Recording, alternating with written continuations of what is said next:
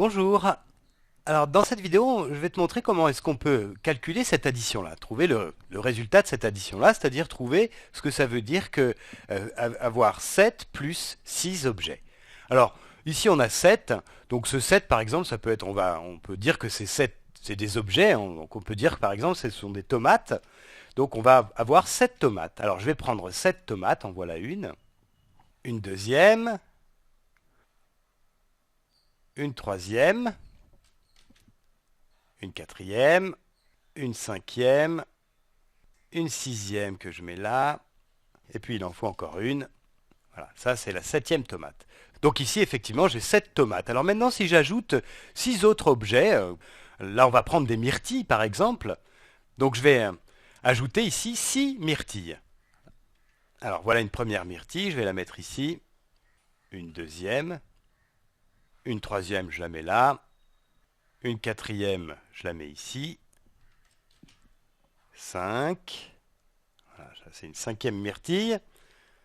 Et puis enfin une sixième myrtille. Donc voilà, là j'ai 1, 2, 3, 4, 5, 6, 7 tomates, plus 1, 2, 3, 4, 5, 6 myrtilles.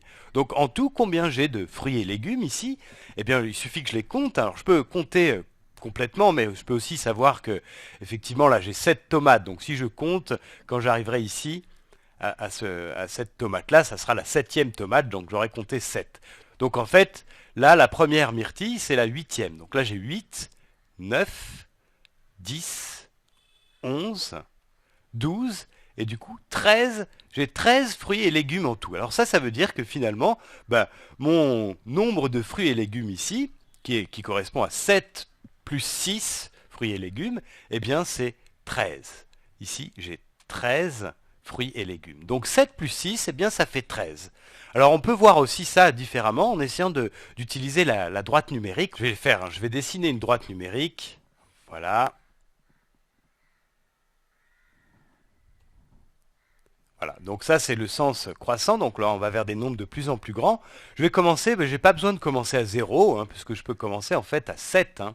Donc ici je vais placer le nombre 7, et puis ici du coup on va dire que c'est 8, la 9, la 10, la 11, là c'est 12, puis 13, 14, voilà, et ainsi de suite. On peut placer tous les nombres après 14 sur la droite numérique, voilà, comme ça. Alors je commence à 7 parce que de toute façon j'ai déjà 7 tomates, donc j'ai pas besoin de commencer avant. Alors maintenant ce que je peux simplement dire, c'est que j'ai déjà mes 7 tomates, donc je suis ici, voilà, ça c'est les 7 tomates, et je vais ajouter 6 tomates. En fait, ajouter 6 tomates, ça va correspondre en fait à me déplacer de 6 unités vers la droite. Donc, à faire des sauts de 1 unité à chaque fois. Donc là, j'ai plus un saut, 2 sauts, 3 sauts, 4 sauts, 5 sauts et 6 sauts. Et j'arrive ici, sur ce nombre-là, donc sur ce 13 qui est là, qui correspond effectivement au résultat qu'on a trouvé tout à l'heure. Donc ça, c'est une autre manière de voir que 7 plus 6, donc si je pars de 7 et que je fais 6, j'ajoute 6 unités, donc je fais 6 sauts de 1 unité, et bien j'arrive à 13. Donc 7 plus 6, ça fait 13. Alors il y a une autre façon de faire, on aurait pu voir ça encore d'une autre manière, par exemple en se disant que c'est assez utile souvent de faire des compléments jusqu'à 10. Alors par exemple là on a 7, si on ajoute déjà 3, eh bien on arrivera à 10. Alors ça tu peux le voir comme ça, 8, 9, 10. D'ailleurs ce que je vais faire, pour que ce soit encore plus clair, je vais prendre cette myrtille et la déplacer ici. Voilà, donc ça, là, j'ai rien fait de spécial, j'ai juste déplacé ça, parce que comme ça, on voit que quand on dit 7, si je fais d'abord le complément à 10, donc je dois ajouter déjà 3, j'ajoute ces 3-là, donc ça fait 7 plus 3, et puis pour avoir ajouté en fait 6, il faut que j'ajoute encore 3 myrtilles, qui sont ces 3-là. Voilà, donc ça c'est une autre façon de voir, on peut dire que 7 plus 6, c'est 7 plus 3 encore. Alors, ce qui est intéressant quand on voit les choses de cette manière-là, c'est que, en fait, 7 plus 3, ça fait 10. Donc, on va avoir une dizaine ici. Ça, c'est un groupe de 10. C'est pour ça que je l'ai déplacé tout à l'heure. Ça, c'est une dizaine.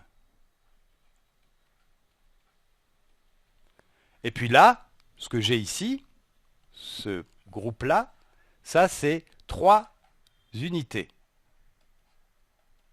Et donc là, on retrouve exactement ce qui se passe dans notre manière d'écrire les nombres. Ici, en fait, cette position-là, qu'occupe le 1 ici, ça c'est la place des dizaines. Ça, on le sait.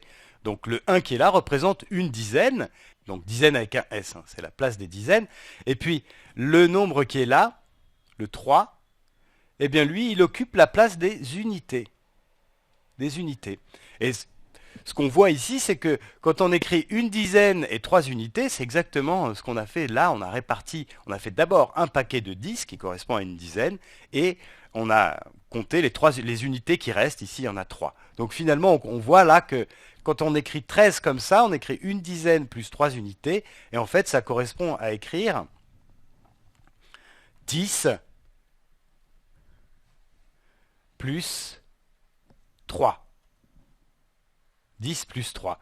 Ça, c'est la dizaine qui est ici, et ça, c'est les 3 unités qui sont là. Donc voilà, encore une autre façon de voir, ce qui est assez intéressante ici. D'abord, tu fais le complément à 10, donc 7 plus 3, ça fait 10, c'est ce 10 qu'on retrouve ici, plus encore 3, qui donne le nombre d'unités là. Et cette manière de faire, elle te fait bien comprendre pourquoi est-ce qu'on écrit comme ça 1, 3 pour le nombre 13. Voilà.